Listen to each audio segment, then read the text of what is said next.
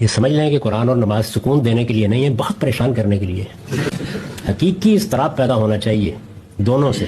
یہ اصل میں ہم نے نماز کو کوئی عملیات قسم کی چیز سمجھا ہوا ہے کہ جب بے سکونی ہو، ڈپریشن بڑھ جائے نماز پڑھیں، یہ بات ٹھیک نہیں۔ تو اس وجہ سے آپ قرآن مجید جب آپ پڑھیں گی تو قرآن تو سوالات اٹھا دے گا، مسائل پیدا کر دے گا، زندگی کا ایک دوسرا زاویہ سامنے لے آئے گا، آپ اس کو فالو کریں، یہ دیکھیں وہ کہتا کیا ہے۔ تو شدید اضطراب سے جب آپ گزر جائیں گی تو اس کا حاصل اطمینان ہوتا ہے، وہ کوئی منتر نہیں ہے جس کو پڑھنے سے اطمینان ہو جاتا ہے، پہلے مرحلے میں تو اس کو کرنا ہی یہی ہے۔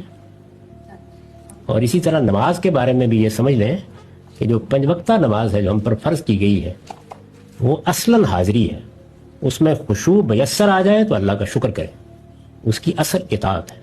بس وقت آ گیا ہے، مجھے حاضر ہونا ہے، آپ امتثال امر کریں، باقی چیزوں کو اللہ تعالیٰ پر چھوڑ دیں۔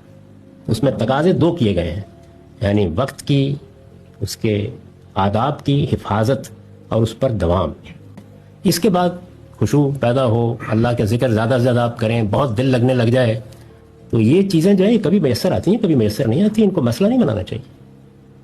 آپ کو بلا لیا، اماں جان کہہ رہی ہوں کہ بیٹا ذرا 5 منٹ مجھے مل کے جانا، اور آپ کی نیکٹائی کی نوٹ بھی ٹھیک نہ ہو رہی ہے اور بھاگ رہے ہو دفتر کے لیے، تو جانا ہی پڑے گا نا۔